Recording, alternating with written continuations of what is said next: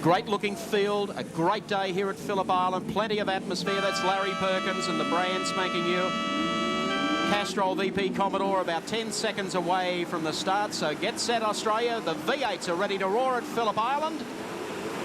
Revs are up.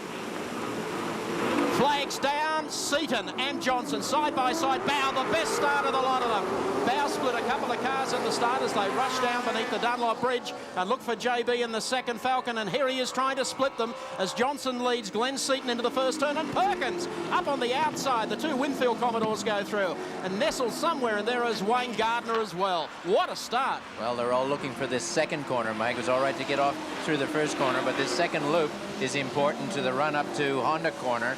And as such, Larry made a very nice move there.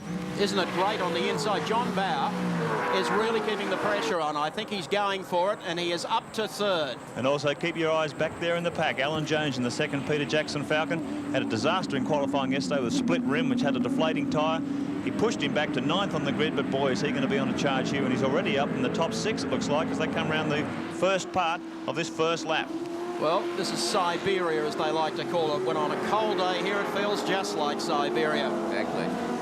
So it's Johnson, Seaton, teammate Bow, Larry Perkins, Thomas Mazera, Wayne Gardner coming at a challenge from Peter Brock and the new Commodore VP. That's the order as they sweep around toward the corner onto the main straight. The big shell sweeper, 270 kilometres an hour as they come onto the main straight for the first time. Listen to the sound of the Aussie V8. Some would say also the American V8s. They exit the turn. It's time now for Glenn Seaton. Down on the inside of Johnson, 280 clicks straight under the bridge into the right-hander. He's not there yet. Dick's got the inside running here. Glenn's got to go. Whoa! He's done well. Very sporting driving there. Dick Johnson knew he was nailed. Let him go. Here we come. Nice view out of Dick's roof with Dunlop race cam.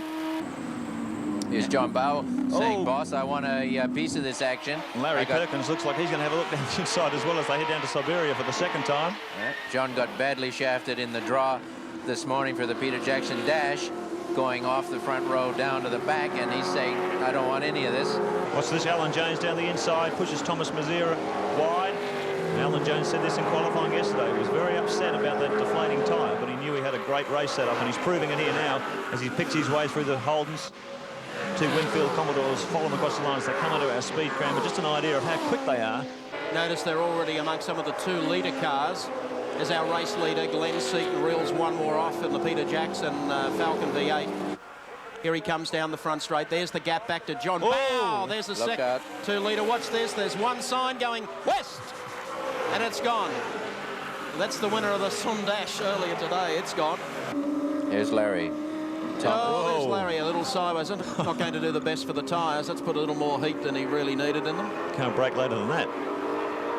But he's hung on to it. Hung on to it well. But that has enabled Mazera to get up and try and catch a draft here as they come through the shell sweeper. They have 5 laps to go this time. This really is the absorbing technical battle amongst the Holdens. Larry running the Holden stock block V8. And the Holden Racing Team Commodore running the Chev American-based engine. This is close. There's a lap car on the inside. Mazera tries to find the gap between them. Larry's got the place to be. Oh, they've touched. They've more than touched battles. This is going to be nasty. Plenty of tyre stretching. One of them had to go. One of them had to go. He's into the ditch. Well, well, well. Well, he held it nicely, Thomas. And Kate, you can relax. He's okay. Race leader Glenn Seaton through the shell sweeper. 4 laps to go for Glenn Seaton, all coming together for him today. There's the gap back to John Bow. Dick Johnson has closed up behind his team partner. Alan Jones is out to 2 car lengths back behind the pair of them. Yep. As we take mobile race cam as we ride with Peter Brock. Mazera is back to 13th after that drop on the approach to the loop. Here we hear Brocky going through that 6-speed gearbox.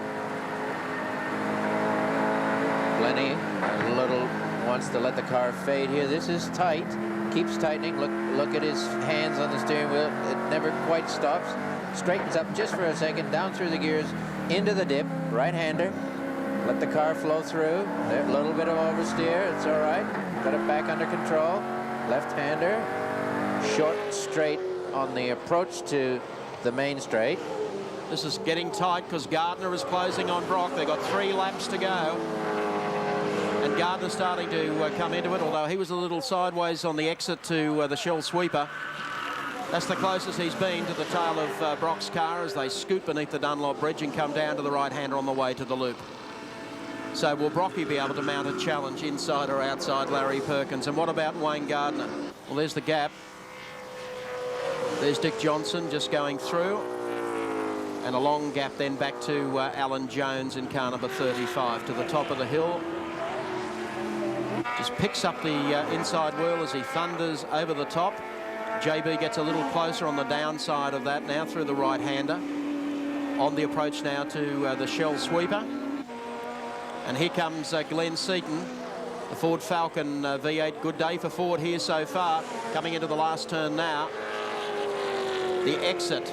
And now the checkered flag is ready for Glenn Seaton. He's going to lead 4 Falcons across the line. And here comes Seaton. The young Victorian takes heat number 1 this afternoon over 16 laps at Phillip Island. John Bauer gets across the line in second. There goes Johnson in third. And then we have to look up the straight as we await the arrival of Alan Jones in car number 35. Well done, Glenn Seaton. That was no easy race as Larry Perkins and Peter Brock get across the line, followed by Wayne Gardner. He had to fight for it, and he had to take the inside advantage to do it. Let's recap them for you. Glenn Seaton, the race winner in the Peter Jackson Falcon EB over John Bauer and the Shell Falcon. Third was Dick Johnson, followed by Alan Jones, and Larry Perkins rounded out the 5.